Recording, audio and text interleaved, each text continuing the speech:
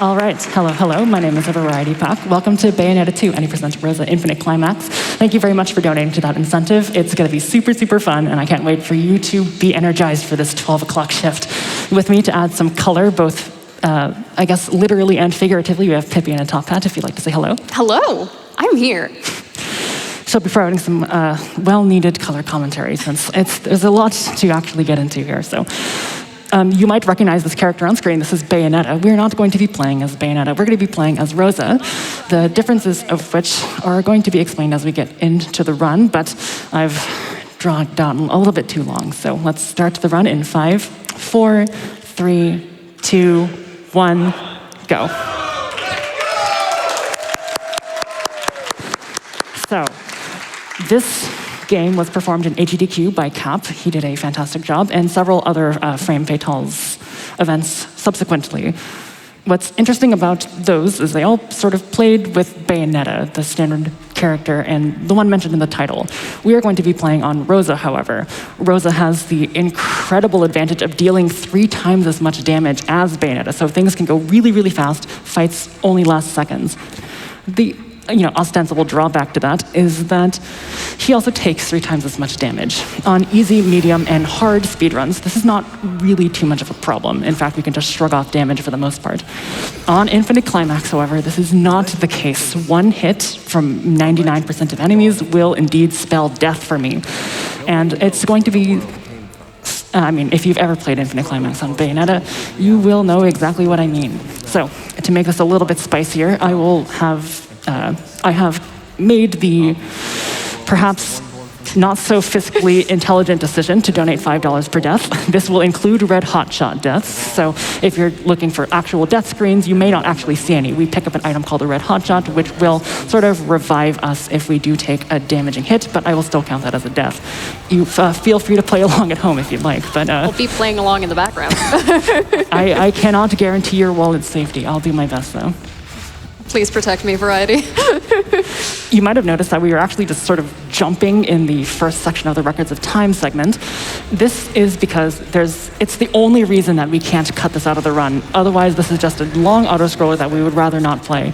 As it so happens, if you limit the number of attack frames and defense frames that are shown on screen at any given time in that first segment, you are able to actually save just a couple seconds because the narration will get done faster than the enemies actually appear. So we unfortunately have to slog our way through this segment, but it's not too bad. If you've never played Bayonetta before, what you're seeing on screen might not look particularly intuitive. In fact, a lot of these fights might not look particularly intuitive, and that's because it's a very fast-paced run. To mitigate that, I would encourage you to basically be on the lookout for 4 attacks that sort of recur over and over again. There's the punch, kick, punch standard combo. There's a punch sort of out of an animal transformation. There's a punch, punch, punch combo with the mech. And then there's going to be this very interesting thing called feathers that I'll sort of explain as we go along. So for our mech, here's our punch, punch, punch combo. And we want to make sure we actually hold that last punch because it'll do double the DPS because there's 2 fists being involved instead of just 1. There's our punch, punch, punch, kick, punch combo. And hopefully we can attack out of, yes, there's our attack out of an animal transformation. Those are the 3 things that you'll primarily see.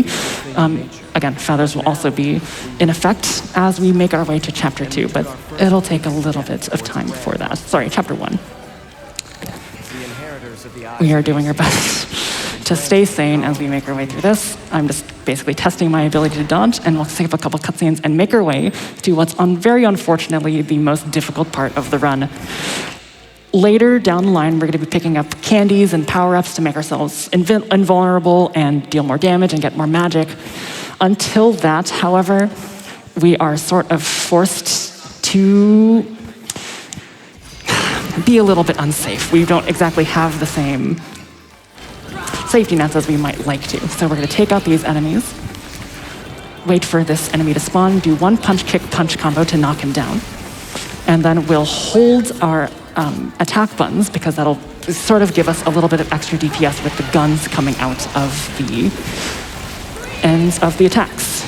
We're going to make sure we dodge every single attack because, again, one hit does indeed spell death. And we're going to hopefully get our Umbran Climax mech. We can activate that if we have a full magic bar that you can see in the top left-hand side of the screen by hitting the L button. As we go along, we're going to want to taunt every so often. That can be done by pressing down on the D-pad. And the reason for that is not just to be a little flashy. It's, in fact, to extend our combo meter. We want to make sure that we end this chapter with as much money as humanly possible. All right, this is the segment that will make Infinite Climax probably the most difficult. It is the segment that takes place on the top of the plane. This is Phase 3. If you die anywhere in the middle of Phase 3, you must start Phase 3 over from the beginning. So we're going to not engage with the game as it so wants us to. We're in fact going to just continuously blow kisses by hitting our target button. This will stun enemies so that we don't actually have to deal with them. If we kept destroying enemies as the game intends, we would have to fend off more and more difficult enemies as the game progressed. By stunning them constantly, we no longer have to deal with this. They are just a little bit of set dressing. Dodge that attack from Glamour. And we do have a full magic bar, so I'm going to do a punch, punch, punch combo to take out 2 of the 3 enemies, and then we're going to do exactly the same thing. So I am delighted to inform you that the most difficult part of the run we have completed without too much of a hitch. Woo! Any death there would have indeed have been catastrophic, so I am happy to say that this is not something we're going to have to deal with, and my wallet can stay healthier for a little bit longer. All right, take out this last enemy, and we'll dodge this attack from Glamour and make our way to the train to fight against Belief. The downside of using the mech to take out 2 of the enemies on the second part of the 3rd phase is that we don't actually have a full Umbran an Umbran Climax meter in this case. So we're going to want to dodge the Belief's attacks and continuously do punch, kick, punch combos. I said punch, kick, punch combos.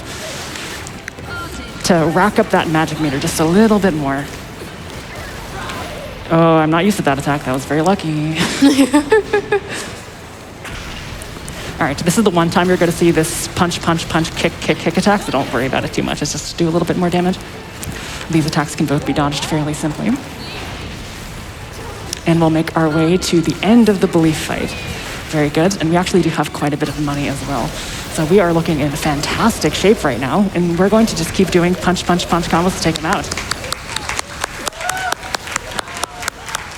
Now, you'll see me sort of beating on him as he's down. That's not just to be mean. We actually want to continuously build up our combo meter and our magic meter, because we're going to be facing off against Gamora in the next fight of the prologue.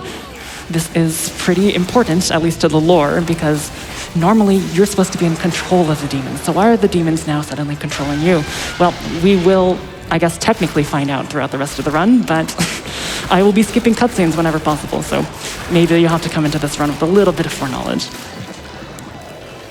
All right, finishing off the Belief with Gamora.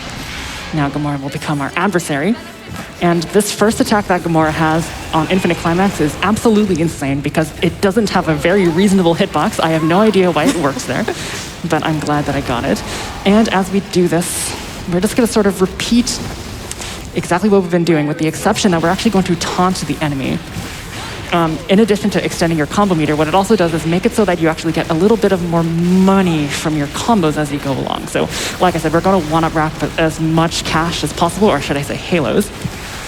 And for that reason, we're going to be as rude to Gamora as he was to us. So you'll notice that the health bar on the bottom right has depleted. That is just the power of Rosa. If you were doing this with Bayonetta, you would be up on this, I guess, King Kong style battle for quite a long time, but we have navigated it with great speed and ease with Rosa.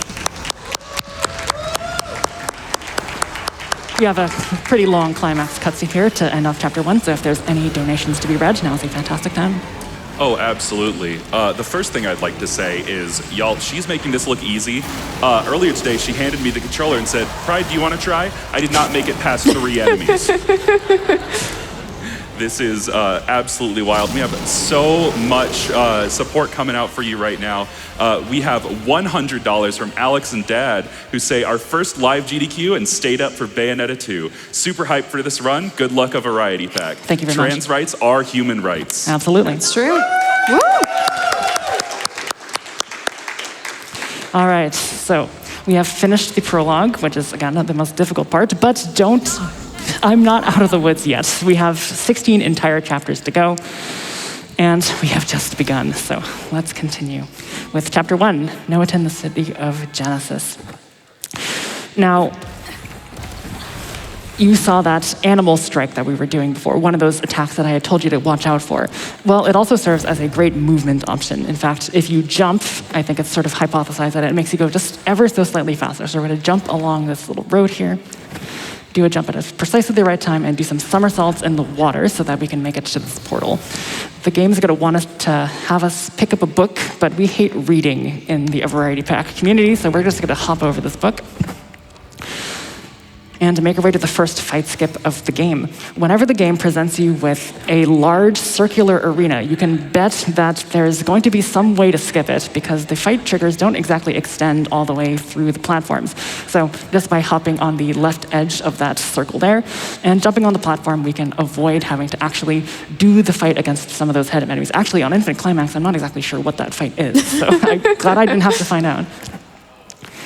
Now, very importantly, we make our way to our first shop. We're going to be purchasing many, many things from the shop with our accumulated funds, and I'll explain what they do as we go along. They sort of mentioned the power-ups before, so I can go ahead and mention those. We're going to pick up purple candies, which give us a little bit of magic. Red candies to increase our damage output, yellow candies to give us invulnerability, a red hotshot, very important to make it sure that we do not actually die when we die. And then we're going to pick up a few techniques. We're going to pick up Falcon Within, Hornet Within, and Witch Twist. All three will become very useful as we actually go along. Most importantly, we picked up Falcon Within. It is extremely important because it gives us access to that last little thing that I mentioned called feathers. Feathers are Rosa's primary way of dealing damage. Unlike the Bayonetta and the Jean runs where you actually want to play the game fairly, we do not do so with Rosa. The feathers basically give us contact damage, and that contact damage is immense just because of Rosa's 3 times damage output. Coupled with a red candy, and fights will be completely eviscerated. Here's our first one. We're going to pop a yellow and a red.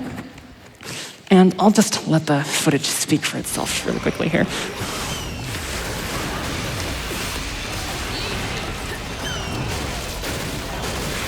That's it.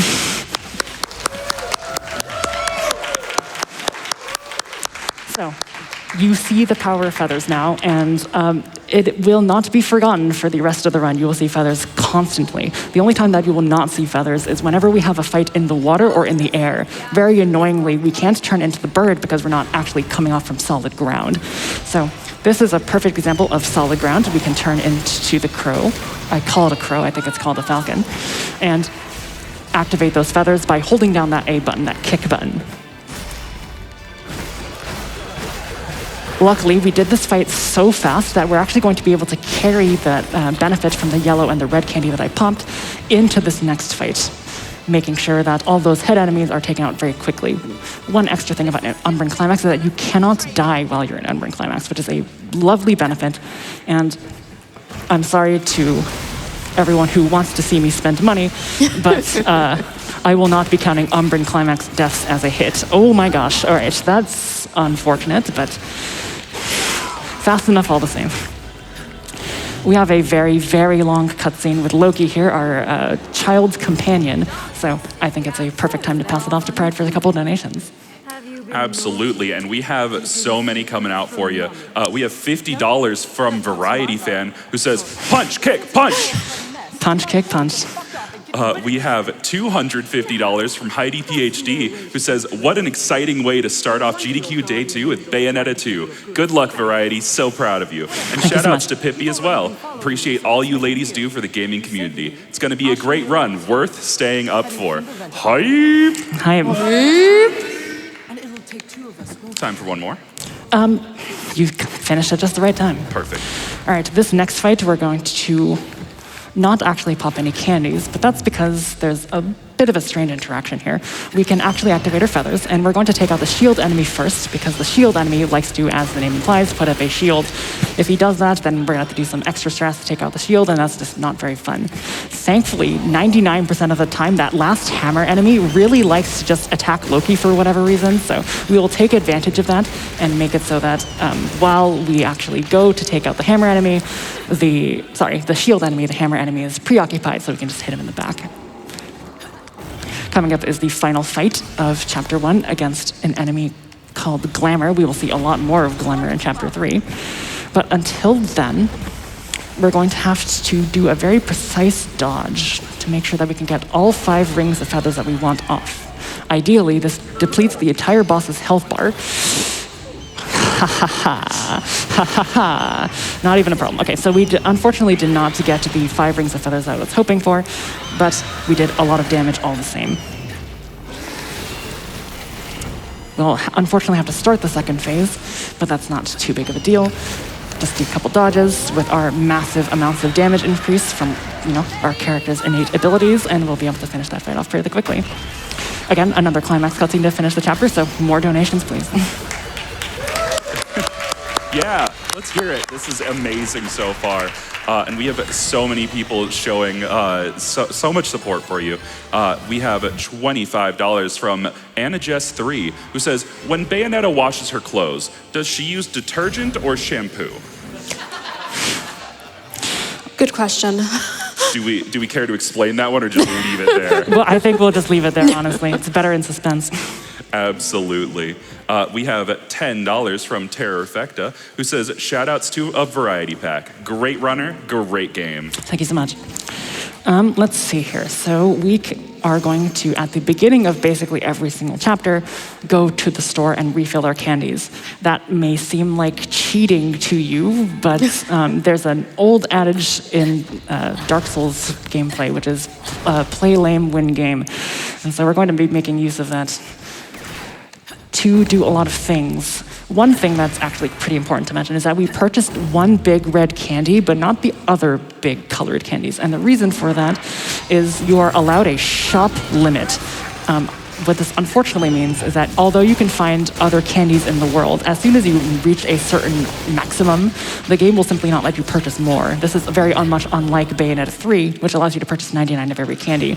We wish we could do that here, otherwise we wouldn't have to keep going to the store over and over again, but it's not too big of a deal. So because we purchased our big red candy, and then we found another big red candy in the world, we now have access to 2 of them as opposed to the one that we would have had if we had just found it in the world. I've never seen a witch. We have another long Loki cutscene here, so probably 1 donation is good. Sure thing. We have $5 from Anonymous, who says, here's my donation to the pun train. When you tell me to donate, I have to obey Bayonetta. Very good, very good. Okay, so coming up is honestly my favorite fight in the run. It's not very long, and I guess that's why I like it so much. We're gonna jump up, preload some feathers, activate a red candy, and it's done. I guess I'm taking from the clapping that seems impressive. Unfortunately, all it really amounts to is just sort of running into the enemy with our contact damage, but I will take the applause all the same. We're gonna do a little trick here that I'll explain if we actually get it, and we unfortunately did not get it. That's just fine. That made use of one of those things that we purchased called Witch Twist. I guess I'll save the explanation of it until we actually get to, let's say, a later part in the game, Chapter 8 specifically. And then I'll sort of retroactively explain what has happened. We have one more fight against Belief. And some enemies, especially big enemies in this game, do this really not super intelligent thing where they really prioritize their entrance animations more than actually fighting the character that is presumably hurting them. So with this Belief character in particular, he jumps out of the portal and then decides to stand there looking menacing for maybe, I think it's around 5 seconds, but that's more than enough time for Rosa with a red candy to take it out. We'll make our way to the end of Chapter 2 by doing a bit of a precise jump, and this should be a good time for about 2 more donations.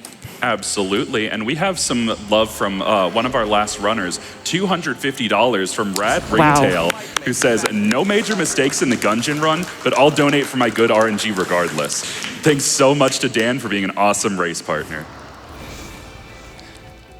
We also have $5 from Rennie, who says, loving the event so far. Super excited for Bayonetta 2. Oh, and trans rights. Woo! All right. So unfortunately, I must confess that I just immediately lied to you all. We don't actually go to the store for Chapter 3. We manage our candies such that we have enough to sort of make our way through the 3rd chapter. It's unfortunately another very long auto-scroller. So I'll sort of describe what we're going to be doing before the 3rd phase and then let Pride have the mic back. We're going to be dodging Glamour's attacks and just attacking him back. We want to make sure that we have a full magic meter before we end up in the 3rd phase, which will be taking place in Paradiso. In Easy, where you're actually allowed to take a lot more hits, we actually do not want to activate Witch Time, which may seem bizarre. Witch Time is such a powerful ability, why would you not want to use it? And that's because in auto-scrollers, it slows everything down, including the environment. So what that means is that if you use Witch Time when you don't need to, you're inadvertently causing yourself to have to endure more auto-scroller than you might have been expecting.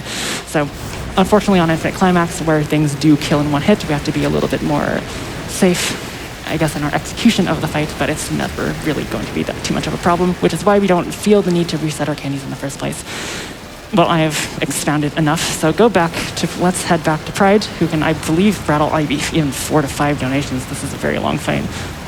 Absolutely. And not only do we have some love from a previous runner, but also our previous host, $50 from JD Puppy, who says, let's get that Shinobi incentive met, and let's keep up the Pride donations while we have Pride behind the mic. Let's Trans do it. rights. And folks, here in Central Time, Pride Month may be over, but when it's with me, every month is Pride Month.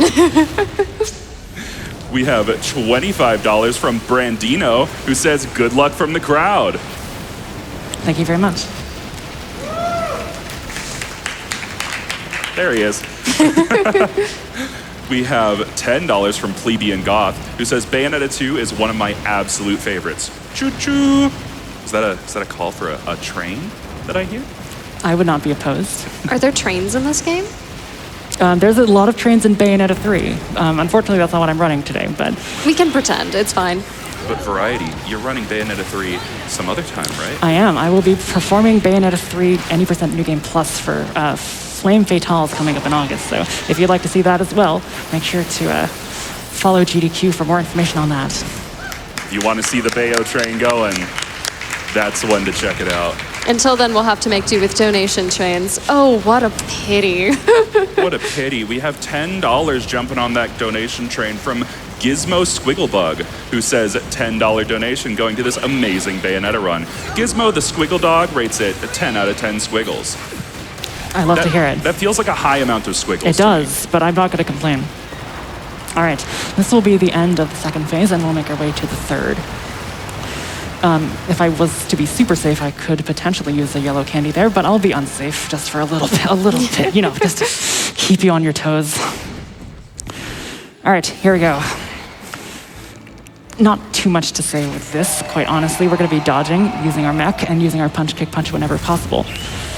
This first one, we do have our full magic bar, so we're going to wait for that first attack, activate our Umbran Climax mech, punch, punch, punch, and then we're actually going to start our punch, kick, punch combo before we can actually see the enemy, because the lock-on in this game is actually fairly good whenever there's actually just one enemy on screen. One final set of punch, kick, punch combos, and we're going to activate one of our purple candies. Now, you might have noticed that for this final Glamour, we've actually been taking out its health very slowly throughout the auto-scroller.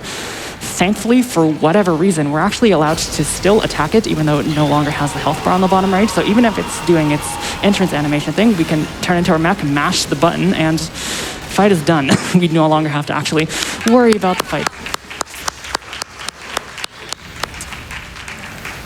Since Diomedes is Pride's favorite demon demon call, I suppose, I guess I should turn it over to Pride as we have one final climax cutscene for this particular chapter. Absolutely, and come on, people. It's a demon unicorn with a sword for a horn. It's the best thing ever. It's pretty cool. I want It's to kinda hug great.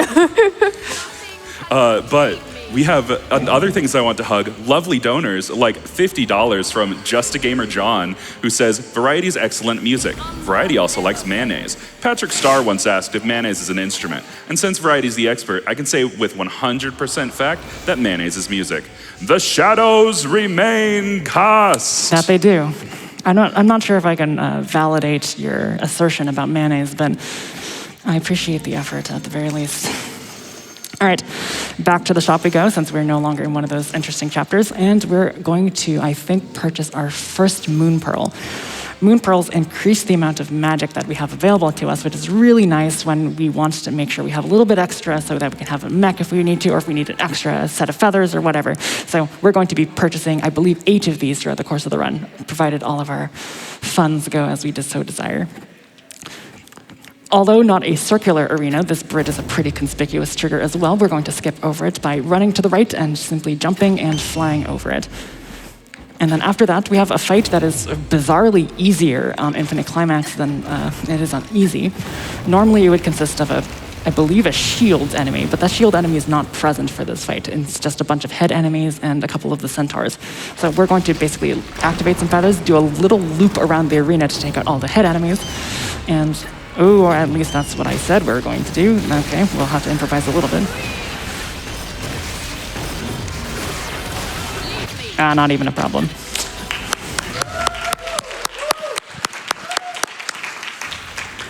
Definitely not a problem for this next fight. There's a couple fights in this game that are predicated with a bit of a cutscene that you can dodge in. And if you dodge in that cutscene, you get years of witch time. It's just an obscene amount. So we're going to take advantage of that and absolutely wreck this urbane enemy with a bunch of feathers. Now we're going to have to, we had to be, I guess, a little bit judicious with when we actually hit that climax prompt, and that's because if you hit it a little bit too fast, it's possible that you wouldn't actually get the full benefit of all of those feathers in regards to our magic bar. If you hit it a little bit too early, the game would have stopped giving you magic for dealing that extra damage. And now, unfortunately, we have our first Baldur fight. Baldur is what this game has a category basically of humanoid enemies in Infinite Climax. And what that means is that they are very prone to dodging most of your attacks. That's really bad for us because we would like to go fast. Thankfully, the first phase of it is pretty consistent. He will always shoot these fireballs at us, so we'll dodge and we'll sort of hit him with some feathers. But from here on out, we see so many feathers are technically on his hitbox, but he's just not going to hit. We were very lucky there. Now, remember what I said about the feathers before, where if you are not on solid ground and cannot turn into the falcon, you do not have access to the feathers, which means in this little aerial duel here, we do not have access to those things. So we need to do something that probably looks a little bit slow. We're actually going to be dodging, waiting for him to attack and then dodging those attacks. The reason for that is because once he enters witch time, he's significantly more vulnerable. So we want to make sure that we're just being a little bit careful in perhaps the trade-off for speed. But that was a very good fight. I'm very happy with how that went. We're going to finish off the end of Chapter 4 with more climax cutscenes. So one more from Pride. You got it. And we have $25 from Not Scott, who says first GDQ in person and first donation. Hype! Hi. Y'all are great. I love you. All right. We're making our way to Chapter 5, making pretty good pace, if I do say so myself. And as most of the other chapters have, we're going to begin by visiting the store. I wonder if we have enough money to purchase yet another Moon Pearl. I would not be surprised if we do, but I'm not going to be super upset if we don't. Let us see here. 91,000. Pick up a purple. Pick up some 3 reds. Pick up 3. We technically have enough money, but I'm gonna play it a little bit safe just in case we need to purchase some extra candies in the future. Chapter 5 begins with perhaps the most annoying animal transformation in this game. I believe it's called the Cobra Within for Rosa, and it's annoying because it requires you, if you don't do a claw grip, to mash the B button to dash, but you're using your right hand to mash the B button, which is also the hand that you'll use to control the stick to look at the camera. So I find myself very awkwardly switching between mashing the B button and the control stick on the right side of the controller. It's just me having some minor annoyances that I have to get out, Make our way out of this water, and we'll do a downwards attack with our kick just to make sure we don't have to stay in the air for very long. Loki will call up a contraption to turn the echoes of time or something. I know it's been way too long since I've read the plot of this game. But by spinning on this contraption here. Book would have told us at the beginning of the run? It's possible. I mean, in fact, I think I was supposed to listen to the thing that the records of time were telling me, but it's such a long, unskippable cutscene that I didn't. Oops. Yeah. Do we need a plot refresher? I think we're good, because we've got a very scary enemy here. This is Pain, and his name is Apt, and he does a lot of damage, and as you can see, is very, very quite fast. Thankfully, our tried and true combo of yellow candy, red candy, and feathers did him in very quickly. And unfortunately, after this, we have yet another very lengthy Loki cutscene, this one being, unfortunately, the longest, but fortunately the last. So we can... It makes me so happy to hear claps for Loki's demise. All right, we're going to skip the cutscene here and do a little bit of a skip. Basically, the game wants us to start this cutscene at the bottom of the stairs, but we're going to say no to that and start just a little bit up. But Pride, you know what to do. I absolutely do. Also, for anybody who wants a refresher on the story of Bayonetta 2, it's just Kingdom Hearts. That's it. Light, dark, light, time, the end. But we do have $25 from Momomo, who says, "Hi, Variety. So happy to be able to catch your run. Sure, I might have work in 6 hours, but saving John and raising money is more important. Best of luck on the run." Thank you very much. What? We also have $25 from Stevens, who says, "Always a blast watching you run, Variety. Show 'em what you got, and best of luck." Thanks very much. Will do. One more. One more. We have $25 from Some Moose, who says, "Kudos to my fave runner for high-level late-night gaming for the sake of a great cause. Good luck." Thank you very much. I'm bad at judging time. Go ahead and do one more. You bet. We have $10 from Clara, who says, "Let's go, Variety." I also have a very prescient one, if I can sneak it in just real quick. Sure, go for it. I have $25 from The Gatherer, who says, "Greetings, GDQ. First donation of the week, but not the last. Here's to another incredible marathon. Orb." Orb, yes. We are indeed is fighting orb on an orb. time. Yes, it is. We're going to see a couple more orbs as we go along. But we have, in the meantime, just another fight against some hit enemies, and there's going to be one of those sword enemies that I was so very afraid of back in Chapter 2. When they appear, they're actually so, if they spawn, I think, thank you. When the sword enemy appears, we're going to want to be as cautious as possible because they do a lot of damage very quickly. The mech, thankfully, is one of the only things that consistently will stun the sword enemy, so I'm glad that we got out of death. Now, if we're playing on easy, the witch time window would be really, really generous, which, is a blessing and a curse because it means you will consistently not take damage, but it also means that we actually get a couple lag frames because of the perfect dodge. Remember how I said back in Chapter 3 how sometimes we don't actually want to activate witch time? This is one of those cases where if you dodge at the exact time, you'll actually be slightly slower than if you had not been. That's an example of that. I should not have done that. But regardless, we will escape this gravitas enemy and make our way to the top. This fight should comprise one of those two words, of 9 rings of feathers. Let's see if we can count them all. All right. 1, 2, 3, 4, 5. Oh, maybe we'll do it in 8. That would be crazy. 8. 10. I'm sorry. I misled all of you. How dare you make me count? You know that's hard for me. It's hard for speedrunners, just in general. Yeah, the reason that I take a little bit of extra time there is just because how how should I phrase this? I activated something called Hornet Within. Hornet Within is an extension to our typical dodge window for Witch Time. It extends it by, I believe, 5 frames. I could be wrong on that exact number, but what it will allow us to do is turn into a set of hornets, basically preventing us from taking damage, but it also, I wasn't actually supposed to go to the store there, but that's okay, I have enough money for it. But it also makes us lose our Falcon transformation almost immediately. So because I had to sort of retransform into the Falcon, I lost a little bit of time there, but that's no big deal.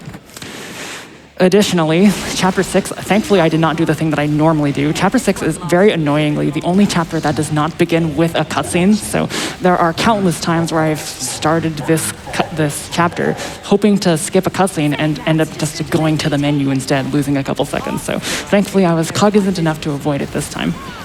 And for this enemy, I believe this name is Valor, we're going to just be stun locking him over and over again with our punch kick punch combos. Didn't look like we did a very good job, but okay, we're fine. In the second phase, we're going to basically do a mirror copy of what we did at the very end of Chapter 3, turn into our mech, have that red candy active, and just shoot him down. All right. Long climax cutscene this time, so Pride can probably get up maybe 2 to 3 off here. Absolutely, and we have $50 from Cypress, who says, it's still Pride out here on the West Coast, so I better donate before that ends. Happy last day of Pride, trans rights. I don't like the insinuation that it's my last day, but you know what? West Coast friends, you got like 30 minutes left. Let's hear it. Come on, West Coast. I know you're out there. Maybe not, actually. There's one. All right, we can probably get one more in. Absolutely. We have $50 from Anonymous, who says, a call for donations, time to Bayonetta. Laughs and groans in equal measure feed my soul. It's a good combo, it's a good combo. All right, as we make our way into Chapter 7, we're going to have a pretty long auto-scroller boss fight, but it's not going to be nearly as obnoxious as the last one. It is, however, slightly more dangerous, because if we die in... The phases, much like the prologue, are fairly long. So if we die in the beginning or the middle of a phase instead of the end, we can incur a little bit of time loss. But not jinxing the run, we've actually done pretty well so far, so hopefully we can keep that streak going. We're going to open by taunting him. This will give us a little bit of magic, not enough to actually get 1 full magic point, but enough to where when we do more punch kick punch combos, they will in fact total to, I believe, 2 magic orbs. There we go, very good. Now, if you're a Zelda game fan, attacking an eye is probably no big deal. This is what you do every single day of your life. But thankfully, we get to have a little bit of representation, especially since this is the first Bayonetta game published by Nintendo. Now, Insidious here is going to throw a bunch of missiles at us, and although it would indeed be faster to simply do the fast strat and strafe to the side, thus avoiding the missiles without having to use Witch Time, I am going to use Witch Time just to be a little bit safer, because those missiles are, as you might have guessed, because of its infinite climax, instant death. So I'm going to be a little bit safe. Second phase here. Open with more punch kick punch combos. That's an unfortunate attack. That attack has the most awkward hitbox I think I've ever seen in my entire life. Okay, forget it. Thankfully, that should take us out of phase 2. Moving on to phase 3 after we dodged a couple more missiles. All right, phase 3 will begin by us getting pushed towards a dark portal there. And then we have our final eye. All right, dodge one of these. Oh my gosh, those missiles. And then we can take out the rest of the health bar with an Umbran Climax mech. And thankfully end the fight with enough magic to summon a couple rings of feathers after this fight. And this fight seemed, pretty big, pretty bombastic, etc. How is there more? Well, unfortunately, the only thing that could be worse than this is another fight against Baldur. And guess what we have at the end of this chapter? We have another fight against Baldur, Mr. Dodgy Pants, shall we call him. Before that, we have a couple fights against demon enemies, which is a first for the Bayonetta franchise.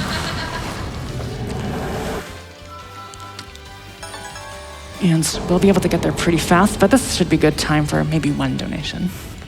Absolutely. And I have a $5 donation from Mini352 who says, good luck, Variety. Show everyone how hard you've been working on this run. Thank you very much, Minnie.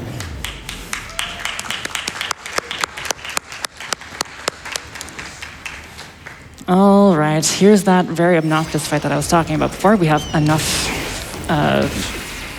magic, thankfully, to take out these first few enemies. But then we have this enemy who is probably one of the worst in the game. This is Resentment. Resentment has this really obnoxious instant kill attack, but it's not just an instant kill attack. It's an instant kill attack that wastes 10 seconds of your time. So not only is it bad in a speedrunning sense, it's also bad in a casual sense. It's the worst of both worlds. Here, though, we have our second fight against Balder, and it becomes yet another RNG fest. Let's hope that he decides to get hit by my feathers as I continuously mash my face into him. All right, there's phase one. Come on, come on, come on, come on, come on. There's phase two. A few more feathers, and we want to see him do one particular attack where he loves to just fly and not do very much. That's not it, unfortunately. That is it, though. So we'll take that opportunity and do a lot of damage.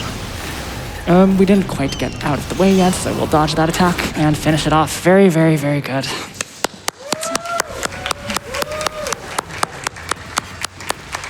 All right, a fairly lengthy climax cuts in here, so Pride can probably get 2 to 3 in.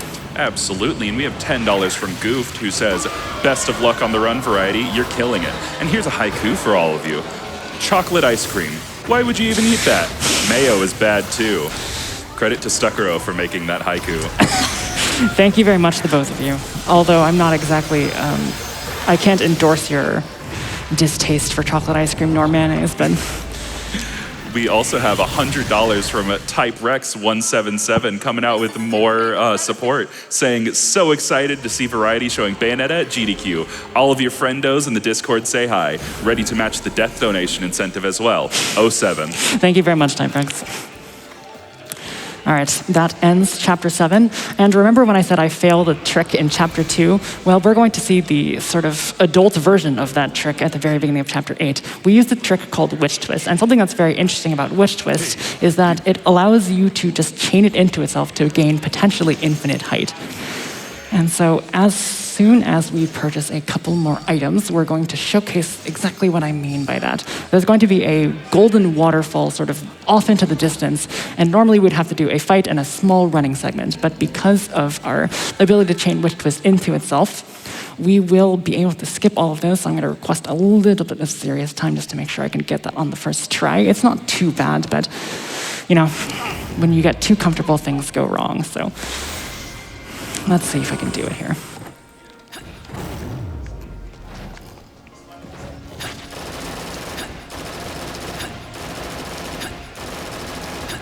We want to make sure that we're low enough so that we actually activate Loki's activation hitbox. I think that's good, very good. And now we just continue going on, hopefully not dropping it until we get to the end of the section. Very good.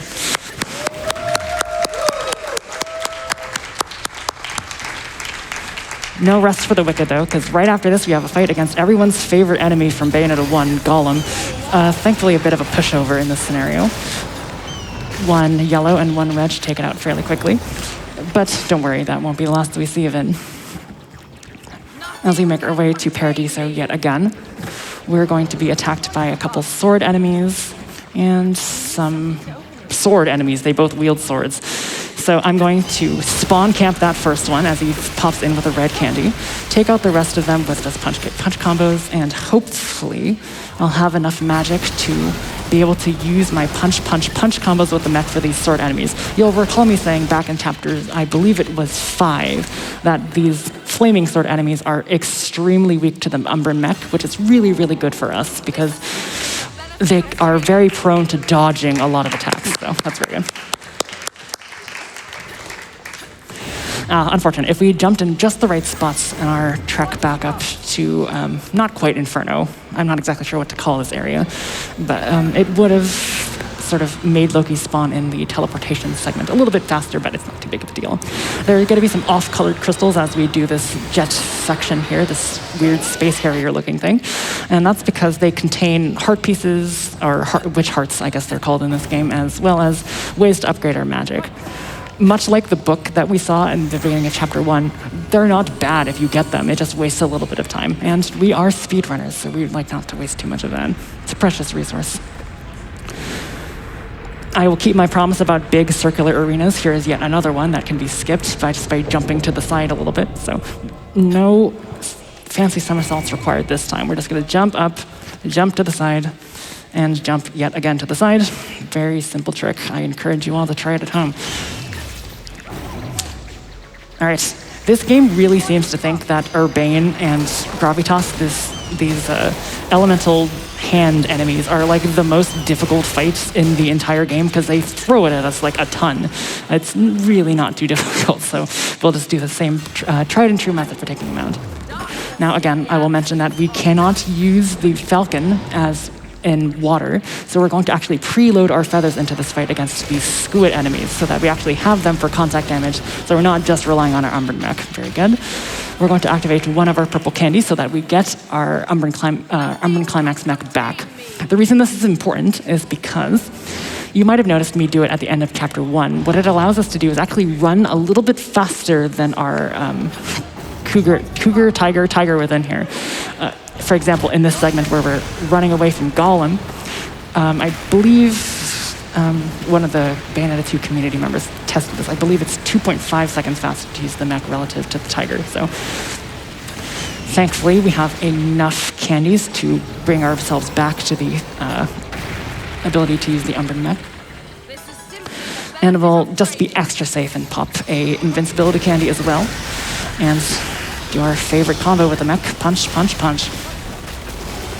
I said punch, punch, punch. All right. Like I said, those are resentment enemies, and resentment enemies have that really, really long insta-kill move, so I'm glad I did not have to look at that, at least until chapter 10.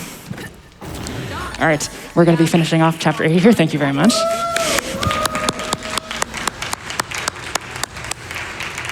And I think this means Pride can probably read out 1 or 2 more donations.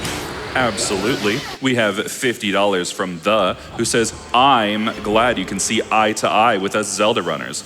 I'm not sorry. Good luck on the pun variety. Thank you very much, The. We also have $100 from DJ Crabhat, who says, always enjoy Variety Packs runs. This has been no exception. Thank you very much. And y'all, it's been incredible. Like, you have no idea how difficult this is.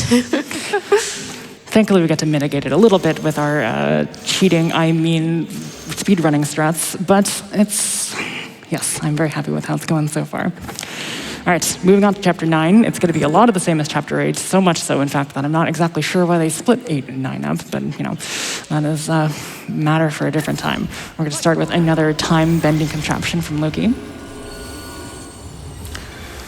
And then we're going to be faced with yet another large circular arena, which you know what that means. That means we're going to find a way to skip it. And it's going to be the same way. We're just going to jump to a spot that's just ever so slightly out of the fight trigger and then jump around it. So this one's a little bit trickier because it requires us to be in Panther the entire time.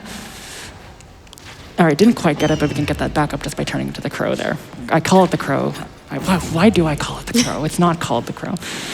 We're going to pick up yet another big red candy here. And because we did that little thing at the very beginning where we both bought and also picked up, I guess, one of those, that's not working as quite expected, where we both purchased and picked up one of those big red candies, we actually have one extra that we get to use wherever so we choose. Hopefully we can save it for the final boss fight, but that's not necessarily guaranteed. After this fight against the 2 beliefs, we have one more fight against Golem. This one's going to be fairly simple as well. And we're going to hope we do it at such a speed where we can actually carry, much like chapter 1, that benefit of the candies into the next fight against the Prophet. So let's see if we can do that. Run up. Not do that. Okay, so we're not going to be able to do that, is the conclusion that I'm going to draw from that. but that should be just fine. We'll take out Gollum with great ease, and I guess fate has given me a reason to use that big red candy that I was literally just talking about, because without it, the Prophet fight can just be a little bit too luck reliant. I've spent a lot of time trying to figure out what candies will work best for this fight, and I think in it I say, hey, back up, use that big red candy. You don't really need it for anything else. So, ideally, we don't need it, but I guess we will see. Yes, we are going to, in fact, use it. We're going to come into our menu, use that big red candy, and use our invincibility a little bit earlier than I would like, but that's okay. It happens. Okay, so this is yet another humanoid enemy on the climax, so he's being a little bit obnoxious. Thankfully, because we used the big red candy, I think we'll have a little bit of extra time to use that Umber mech in the second phase. Unfortunately, this one didn't go quite as planned. That's why we have backups. All right, after that fairly violent cutscene, we're going to pop some of our purple candy so that we can get our Umber mech back, and that looks good. All right, no deaths, no deaths, no deaths, no deaths.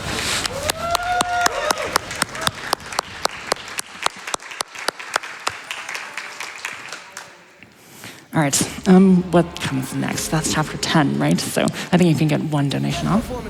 Absolutely, and I have a $10 donation from non-binary Ray, who says, did I hear a call for West Coast Pride? Trans rights. Let's go.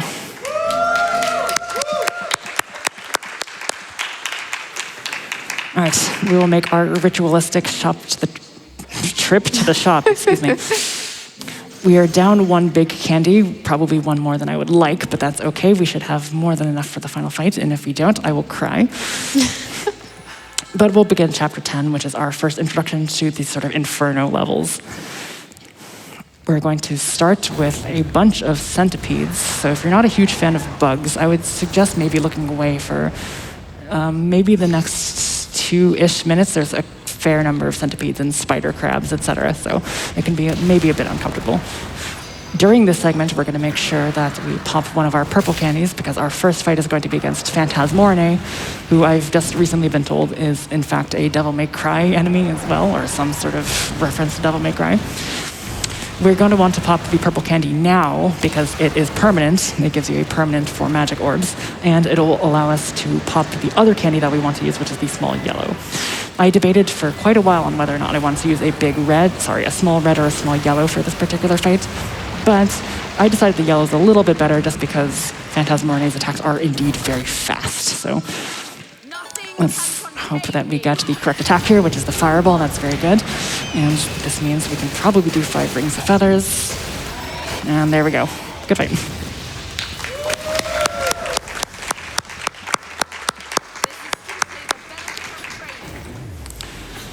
Now, the core conceit of this chapter is that we're going to be fighting our way towards Jean, who, I guess, if I must talk about story, has been killed at the very beginning of the prologue. So we're trying to save our friend Jean. At least that has been the trajectory of the story for the first 10 or so chapters.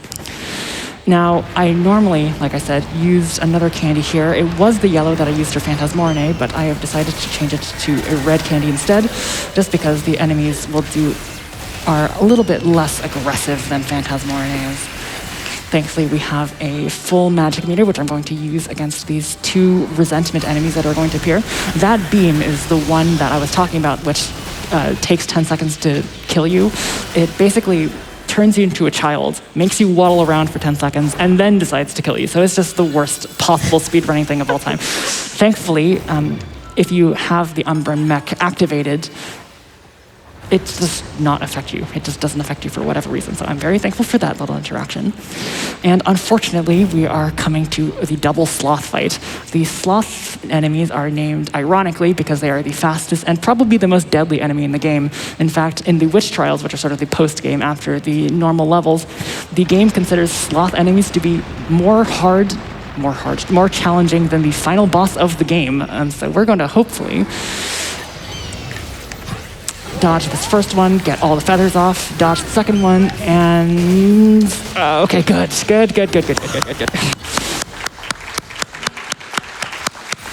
one missed dodge and the rest can go incredibly catastrophically. So I'm very, very happy that that happened. I practiced that for too long. All right, as we wait for this tendril to come down, we're going to not activate, we're going to collect another big purple candy. We're going to be collecting, I think, one or two more. I think it's just one. And now, if you are familiar with the Bayonetta series, you're typically supposed to fight against Rodon as sort of like the sort of secret final boss, but thankfully in Bayonetta 2, we do not have to fight against Rodon, we simply have to fight with him.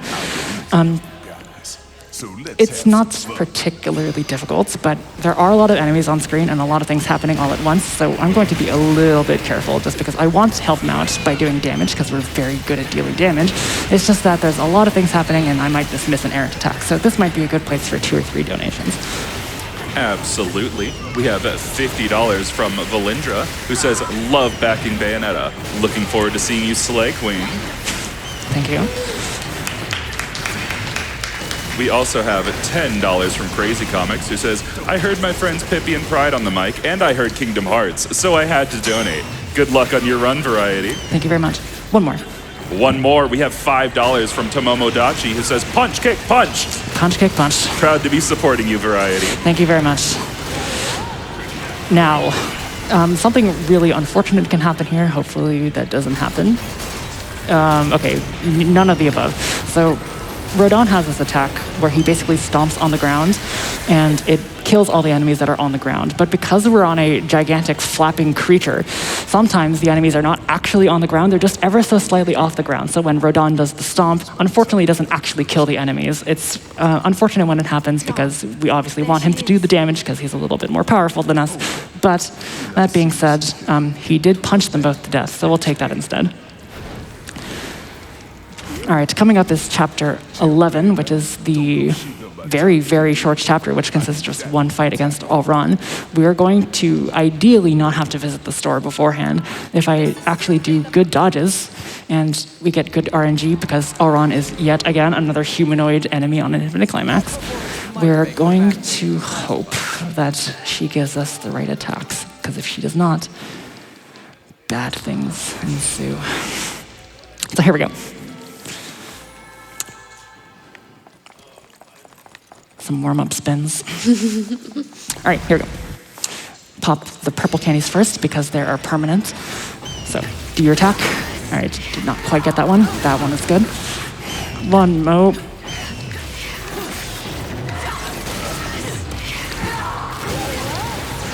Okay, so we're out of candies, unfortunately. So this means we're going to actually have to dodge and be good at game. But, okay, looks like we got it. Thankfully, the second phase, thank you very much.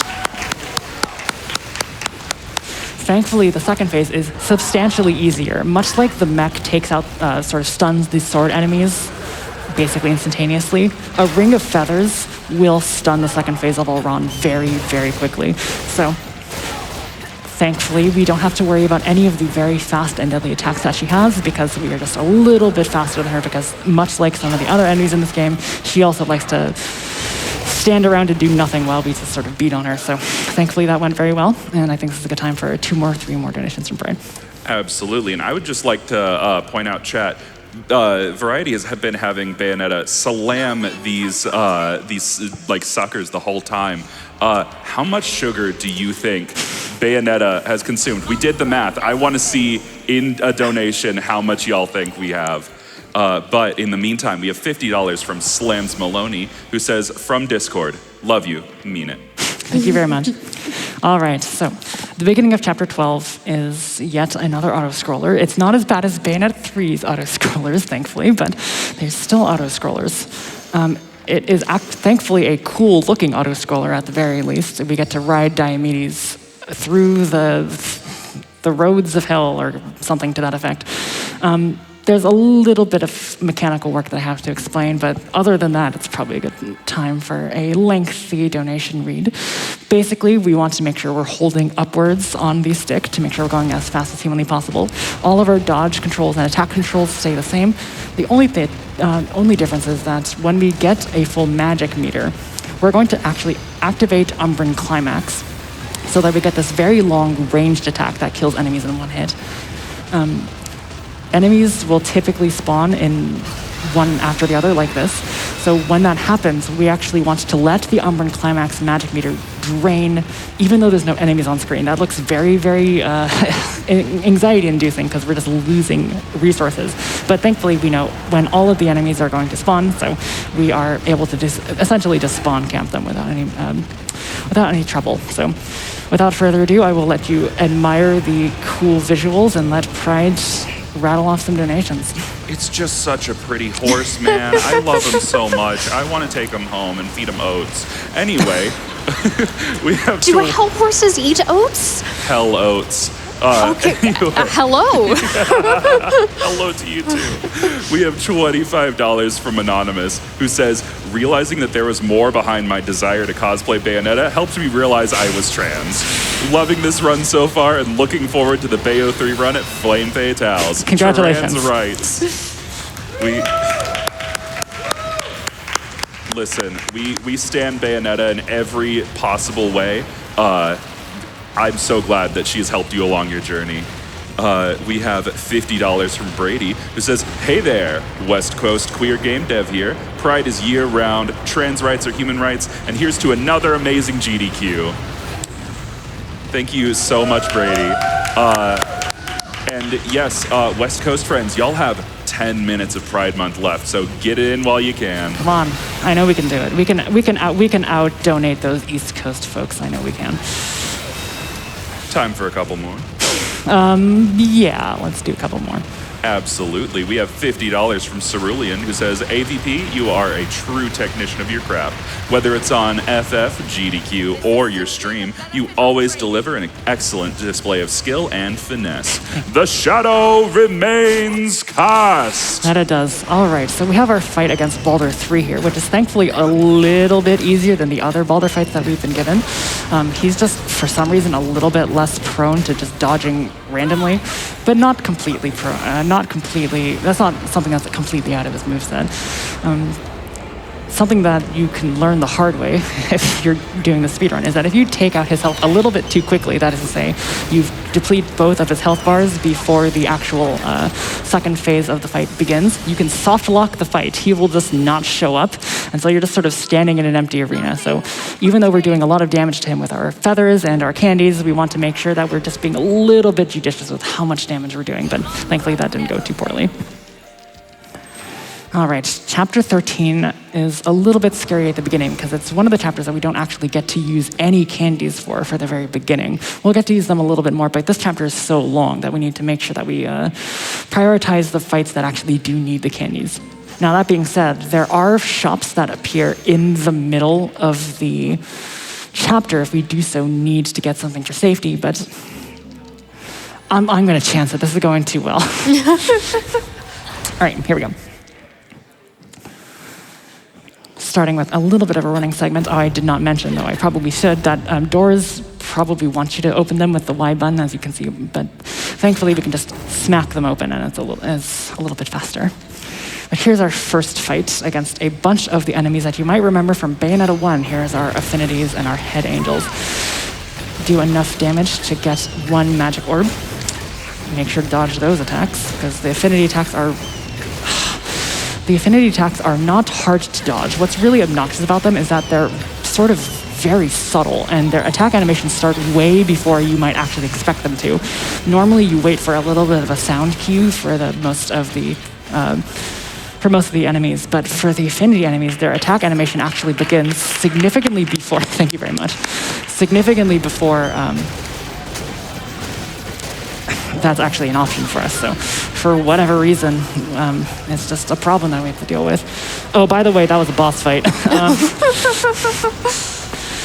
Thankfully, our Rings Feathers without any candies this time was able to take it out pretty quickly. So sort of in the same way as Chapter 3, we don't want to dodge that last attack that he does on us if we don't have to, because it's so close that we can deal contact damage with him. But because it's Infinite Climax, it's just a little bit too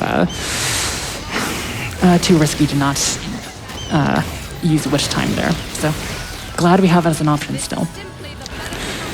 All right, so moving our way to...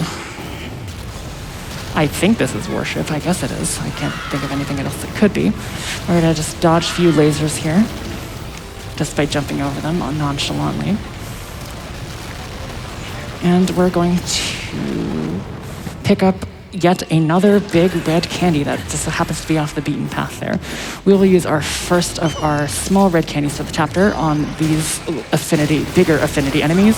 Make sure to dodge that, otherwise that would absolutely destroy us. And then we're going to be faced against another enemy that just likes to look at himself for way too many seconds because he falls down from the ceiling and just does nothing until we take him out with the feathers. This is the last time, unfortunately, we'll be able to see infinite witch twist, as we make our way over this water. Normally, you're supposed to use the time slowing mechanic that is present in Bayonetta 1, but thankfully we do not have to do that. And we will use 2 more sets of candies with this fight here against Grace and Glory. I'm sure that if you've played Bayonetta 1, these guys don't exactly bring back great memories. That is our first death, unfortunately. So at least $5 go to the charity. But other than that, it looks like everything went quite well. Good. If we had to have one, Grace and Glory is an unacceptable You are place for it to absolutely happen. right. Grace and Glory are just super obnoxious. They do have very fast attacks, and they just like to dodge you way too much. All right, we have a fight again here, and we're going to dodge and hopefully send some feathers out to take out our adversary for the first time. We're going to see this guy pop up a couple more times throughout the end of this chapter. Normally, you're supposed to be playing with Bayonetta, so it's going to be a little bit slower, but because we're playing with Rosa, we'll be seeing him again quite quickly. We will actually use that time-slowing mechanic that was sort of teased at the beginning of Chapter 13 as we face our adversary for a second time, but his hands again. If Zelda has eyes, I guess Bayonetta 2 has hands as our primary weak point. In our slowed witch time state, we're going to jump off of his head. And I could do one of 2 things here. I could do the trick that I'm, for some reason, extremely inconsistent at, or be safe. And I'm going to be safe. I'm very sorry. We're going to jump onto this platform and just sort of take the intended route where these sort of statues collapse. Ideally, what you're supposed to be able to do is use your Umbran mech and do a gigantic jump over to this platform instead of having to necessarily wait. But, I guess it loses quite a bit of time if you fail it, so I'm going to exercise a little bit of caution. Use our final yellow and red candies for this flaming version of our adversary. Hopefully 4 rings of feathers should take it out quite nicely. Okay, almost 4 rings of feathers.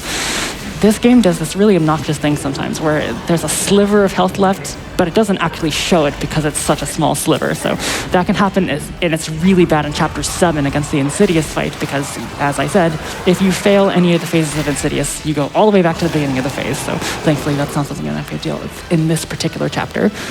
As we make over to Chapter 14, though, I think Pride can read off maybe 1 or 2 donations. Absolutely. And we have $25 from Herminator, who says, Pride Month, hype! Again, West Coast friends, we have 4 minutes left, I believe.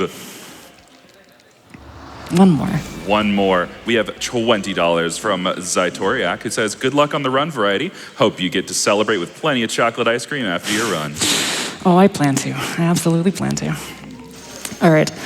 After doing our standard purchasing of items from the shop, unfortunately, we did have to purchase another red hot shot. I was hoping that we could get through the run without having to do that, but, as Pride said, if there was ever a fight to do it, it was definitely Grace and Glory. Also, how many chapters now and only 1 death? I think I'll take it. All right, so this might look a little bit strange to you. We're in the Umbran mech form already. Unfortunately, this does not mean that we are just safe from death for the entire run, or the entire chapter, rather. We do have to be a little bit cautious here because our health bar does actually carry over. Thankfully, we are using the Umbran mech, which we've established as being fairly strong, and we're also using an Umbran climax on top of the Umbran mech. So we're going to be doing ludicrous amounts of damage, especially when we top a red candy off with it. This next fight, after we dodge a few missiles here, or I guess lasers, missiles, something to that effect, we're going to want to use our yellow candy sparingly. All of these enemies, the Braves and the Belief, are really, really obnoxious because they can just attack you sort of from a place that you're not really expecting. So we want to make sure that we're using our Umbran Climax and our yellow candy as delayed as possible so that we actually have enough magic to carry into the next fight against, say, Pentia. Thank you very much. On this bridge, one of these Beliefs very often gets a little bit too antsy and likes to attack me from behind. So I will just spam dodge, hoping that he doesn't do it. All right, that looked a little bit awkward, but it was for the better, I promise. We're gonna pick up another yellow candy here. And as we enter Pentia, we'll activate our yellow and our red. Hopefully we activated our red, we didn't. And hopefully we'll be able to, in combination with our Umbran Climax, do a decent amount of damage. Yeah, that was a very, very fast fight. There's an attack that he can do which causes him to sort of do a barrel roll, for lack of a better term, and just shoot a bunch of missiles at you from afar. It's not dangerous necessarily. It's in fact very easy to dodge. The problem is that he's far away from us, so we can't actually hit him as fast. So it's a speed run problem, not so much a casual problem. So much like the missiles in the beginning of Chapter 7 against Insidious, we normally just tank all of these missile damages from Worship here, but again, very much like Chapter 7, if we die at all during this particular fight against Worship, we have to start the entire Worship fight over again. So I would like to avoid that fate if at all possible. We'll dodge some missiles here that are off screen because that's something that this game could do. Thank you very much. And we have to take out 3 little faces here. As Pride said, there are a lot of noses in this run. Each of these small faces have 25% of the boss's maximum health. And then the final face has the remaining 50. For the remaining 50, we're going to activate our yellow candy just to make sure that we don't have to actually tank any gigantic hits like these. And then we'll use our final red candy for the chapter on the fight against Justitia, which one of my community members a long time ago said something to the effect of every single fight in this game looks like the final boss fight, and I can't agree with that more, honestly. It's very strange that there's a fight after that fight, but I guess they really want to get all of those Bayonetta 1 bosses in, so I guess I'll give it to them. We just stand here, mash the shoot button with Umbran Climax and a red candy, and, you know, Bayonetta 2 things.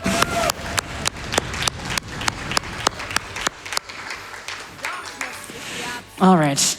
Chapter 14 is not too bad, but Chapter 15 begins with a very, very long gauntlet against a lot of enemies. And whenever I do this on my own stream, I always say to my chat, now is the time to talk amongst yourselves because it's just something that I should probably concentrate for. So I will give Pride the mic for, let's say, 4 to 5 donations, and we'll check in afterwards. Oh, absolutely. And I have a very special $5 donation from Alex and Dad who says, we used to live on the West Coast, so here's another small donation during the last few minutes of Pride Month. Let's go. Love is love, and we are all human.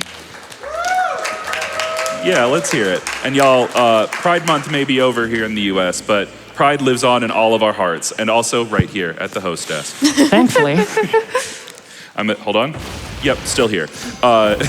We have $10 from Duke of Colwood, who says, one of the things I love about SGDQ is seeing games run that I wouldn't normally play and then wanting to play them so badly. A variety pack makes me want to play Bayonetta 2. Cheers. I will say, if you want to play Bayo 2, play it. It's really good. Got time for another? Yeah, let's do it. Absolutely. We have $50 from Dan the VP, another one of our Gungeon runners, who says, it was amazing to show off Enter the Gungeon with friends. Shout out to Rad, Doc, Lokai, and JD. Donation goes to the difficulty upgrade for another awesome indie, Lone Fungus. And folks, we are making progress on that. We only have $329 remaining. Again, whenever you donate, just hit that little button, send along your donation to those incentives. It is absolutely free, doesn't cost you another penny, and we get to see even more GDQ. All right, so there was a bit of an obnoxious thing that can happen in this particular fight, which did not happen. Those sort of boat enemies that like to fly by have very errant missile placement, so it's not uncommon to have a situation where you're just sort of minding your own business, waiting for those final enemies to spawn, and then just randomly you die. So thankfully that did not happen. We were able to kill those boats before they actually got to us. All right, for this fight against on the clock tower, which you might recognize if you've ever played Bayonetta 1, we're going to just do the Bayonetta 2 things, hopefully. We're not going as fast as I would like, but not too bad. Good. We're actually going to want to activate a Ring of Feathers right now because despite the fight being over, we can still actually take damage from these dragon enemies still. So I'm not exactly sure why they left that in, but it's not too big of a deal. Yes, that looked like a lot of damage, but remember, if you're an Umbran Climax, you do not die when you take a hit, so I'm not counting that. All right. I think this is the fight that that particular community member was talking about. Doesn't this look like a final boss fight where we're turning a gigantic meteor? In fact, I think for the final boss fight, the item that the final boss sends at us is not even as cool as a flaming meteor, so I guess they did their dramatic priorities were a little bit backwards. All right. Dodge that and finish him off with punch, punch, punch. Very good lobster fight. As we make our way to our final enemy, I think we can probably get 1 or 2 more donations. Absolutely. We have $5 from My Name is Bebop, one of the most chilled and amazing streamers. Just remember, with or without the mask, you are always amazing. Keep it going, a variety pack. Thank you very much. So that thing that I mentioned about purchasing things and then finding them in the world later actually applies here too. Because we did not use our red hotshot, we're actually allowed to pick up another red hotshot. So we have 2 possible deaths as we make our way into the final chapter. Don't worry, this means that if I still use one of them, I will still pay $5 as I have promised, but for the sake of the speed run, it makes it a little bit nicer. We'll make our way to the beginning of chapter 16, fill up on candies, and make our way to the final chapter of the run. We're already there.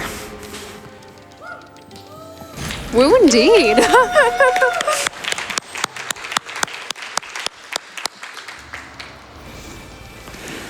Okay, chapter 16 will open in a way that may look a little bit strange to you, may look a little bit foreign, shall we say.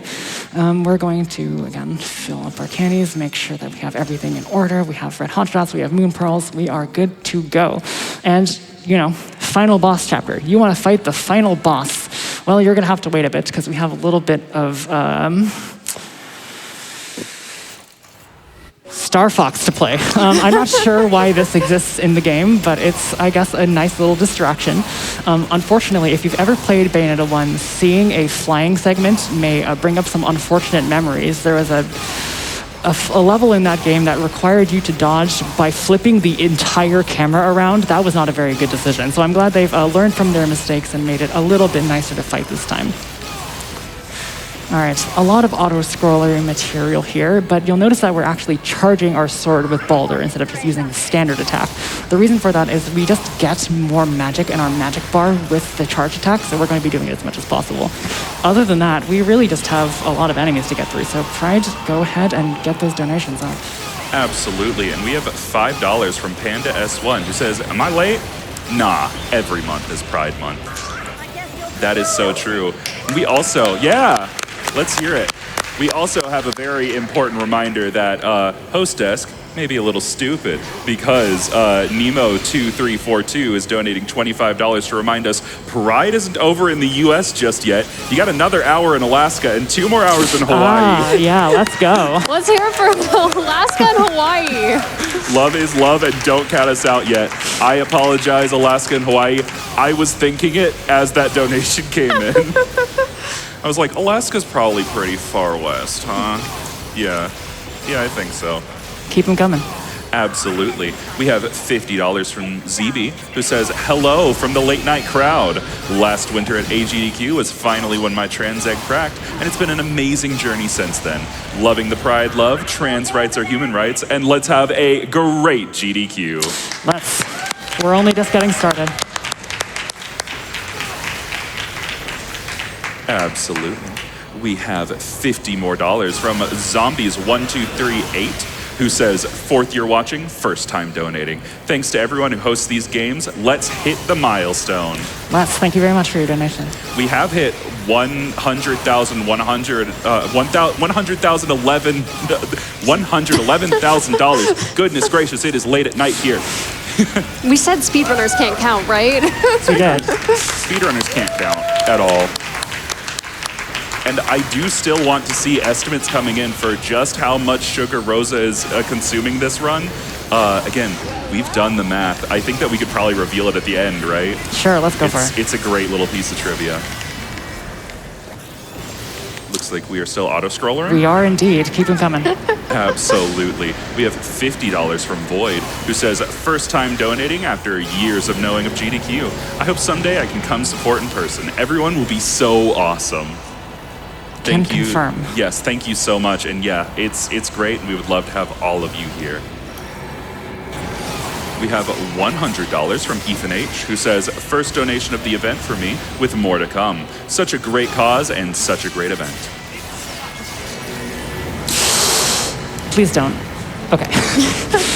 Yeah, he can do this little dash back thing just before I can get that last hit on with the guns, but thankfully you did not have to worry about that. Okay, so a little bit of a fake out as Insidious is going to pop up behind us, so we're just going to mash our shoot button a little bit more, not using any of our candies because we don't have any remaining, but hopefully filling our magic meter as much as it can go. And we're going to swap out our small candies for all of those big ones that we've been accumulating throughout the run. Just before we make it to the final boss, which is Aesir. And guess what Aesir is? A humanoid enemy on Infinite Climax. Unfortunately, also one that doesn't necessarily always have the ability to use feathers.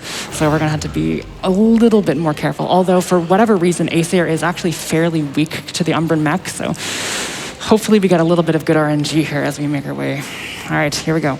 We're gonna pop a red candy as we move and then a yellow candy. And here we go, final boss. All right, feathers do a lot of damage. So does the mech. Unfortunately, we're a little bit low for the second phase, but that's okay. Okay, that's another death. Okay.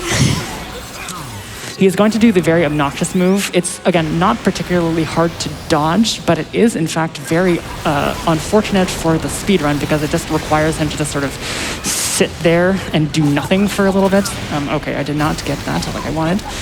Not too big of a deal, though. Thankfully, the Umber Mech and the red candies last a fair bit of time. And like I said, since we're in the Umbran Climax, we don't necessarily have to worry about death so much, just because we are saved at the 1 HP mark whenever that happens. See, this is what I mean. Like, this is, like, do you find this cooler than a flaming meteor? I don't personally, but, you know, that's just personal preference, I suppose. All right, final segment of the fight. Should just activate a yellow candy first. Then a purple candy, then a red candy, and that should be... I said that should be the end. Awesome.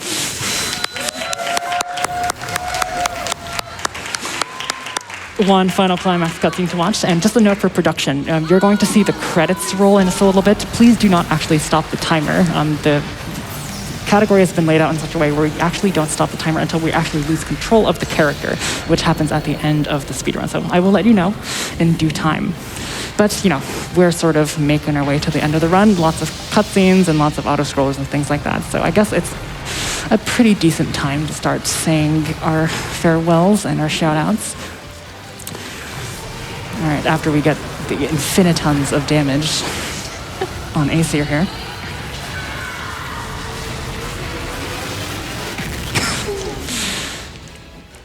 Okay, I forgot. There is one thing that we have to do first. We do have to feed Aesir to Gamora here. So if you have any nom or eating emotes that you can spam in chat, now is a perfect time because we're going to need to mash that Y button pretty hard. Thankfully, unlike Bayonetta 1, where you sort of have to like navigate and something through a bunch of things, we just have to aim towards one mouth here. So it's not nearly as difficult as it was in Bayonetta 1. All right, spam those emotes. I want to see them. We have them coming in. They are flooding the chat. Good.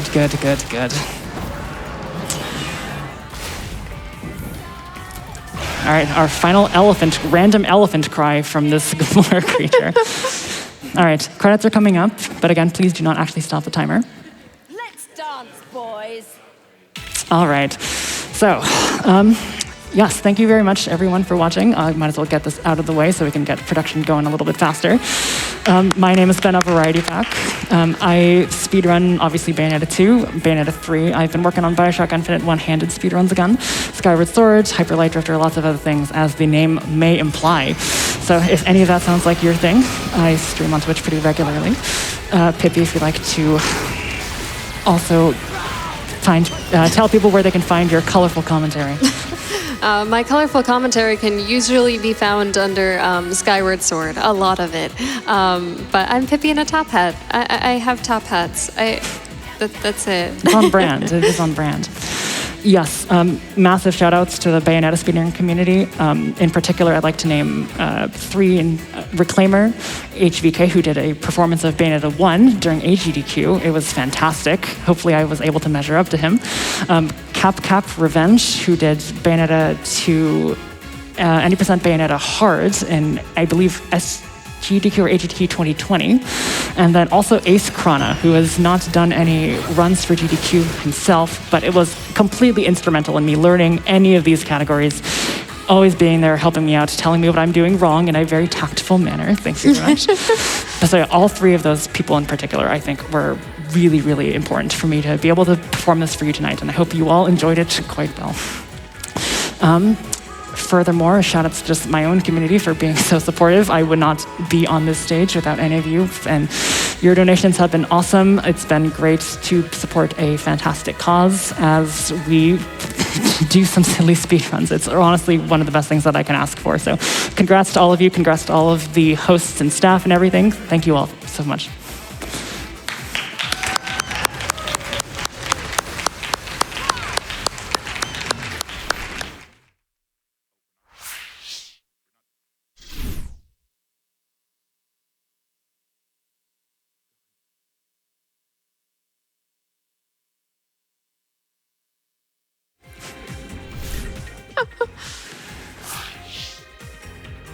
You thought you were done.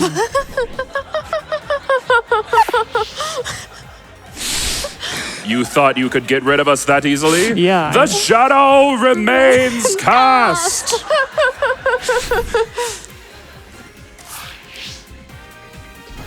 All right, we are back. We're still so experiencing bad. the credits. Yeah, my apologies. That was perhaps not the clearest indication of when the run is actually ending. Yeah, the credits will continue until we actually lose control of the character, which will happen in the next segment. Now, on an easy, normal, and hard speedrun, what will typically happen is you will actually take out the enemies. That's the fastest thing to do. But because we're playing on Infinite Climax, it's actually faster to die. So we're going to taunt the enemy, wait for him to take us out, and then as soon as that skull appears, that will be time at the very end. So we'll wait for the ship to appear one more time, just like it did in the prologue. No, does that count as one more death? It's fine. I'll count it as a death. It's for charity. It's for charity. How many does that bring me to? I think it's that's 3. That is Yeah, 3. that's $15. Shall we also reveal just how much candy Rosa eats in this speedrun? All right, by the way, it is time now.